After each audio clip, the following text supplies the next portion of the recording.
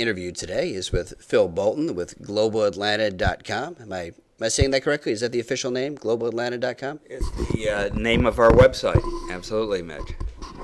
Phil, tell me, let me preface this by saying I'll probably be dating both ourselves, but Phil and I worked together 15 years ago when he was just getting this venture started.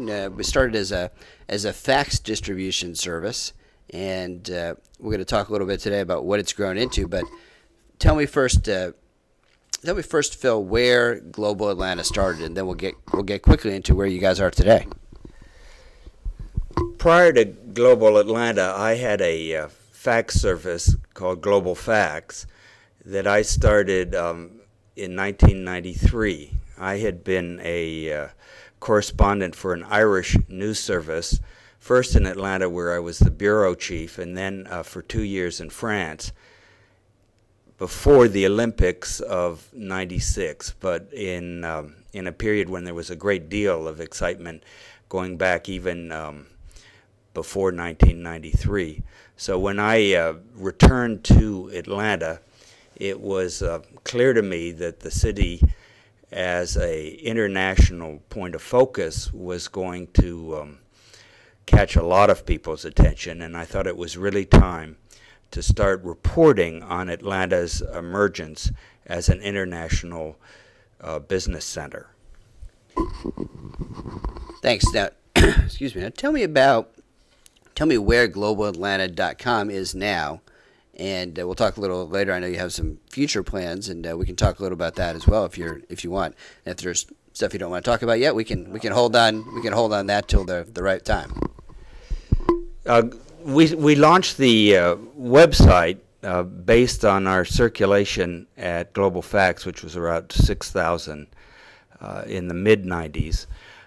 And Global Atlanta first was a depository for all the stories that we'd been writing for Global Fax.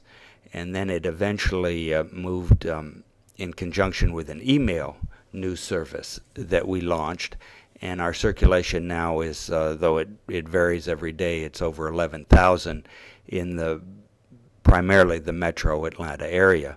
What's interesting now is that our visits on the website are increasing rapidly, and it's most interesting to us that our circulation is now really very international. We have people from all over the world looking at our articles as well as our local readers. Has this always been web? Has it ever been a print version? Well, the print version was the fax, and it's interesting. The fax always had the problem of having to break through the junk fax wall. There had to be a real interest by the readers, and we were able to sort that out. But email distribution became more in vogue and an easier method for us. I recall in the early days of the fax, we had to fax out using 20 different telephone lines and 20 different computers. Yeah, I remember trying to get the faxes out. If you want to get a lot out all at once, you'd have to use the upstairs fax from our office and the downstairs fax, and had to have someone sitting there. And then someone realized that the fax machine would actually do multiple numbers. You could program it in, and that was a breakthrough back in the.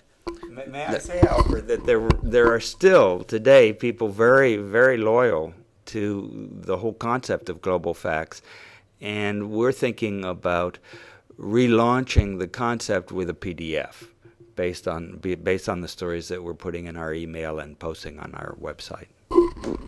So what's the editorial philosophy?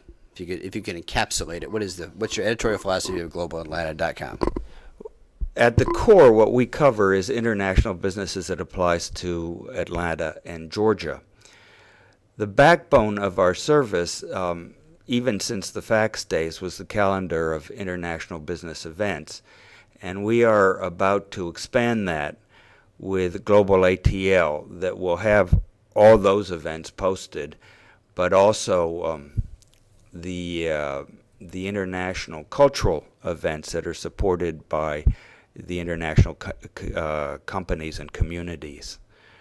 That will be launched in the very near future, and it will also enable us to start covering the sorts of events in which we're interested throughout the state. We have globalsavannah.com as a prototype for that, and that is based on the increasing importance of the Savannah ports and the growing international community in Savannah. And we're soon going to be launching Georgia.com.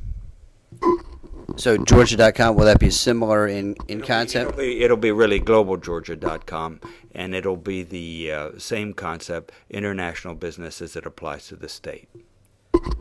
You know, it's interesting. You look at other newspapers and magazines around town, and the amount of, if you judge by their coverage, and I'm not talking just about the AJC or TV, just overall, if you judge by their coverage of international business and international activities in Atlanta, you would think there's not much going on. But when I read your website every week, it's amazing how many deals are going on, how active all the chambers are, how many international business trips there are going on all the time. I think you have a unique niche, and you guys certainly are covering it better than anybody else in town in terms of international business. Well, we appreciate your endorsement. Thank you very much. We all work, there aren't many of us, but we work very hard at this, and we've done it for a long time, since 1993. We look forward to making our archives more available. But you're absolutely right.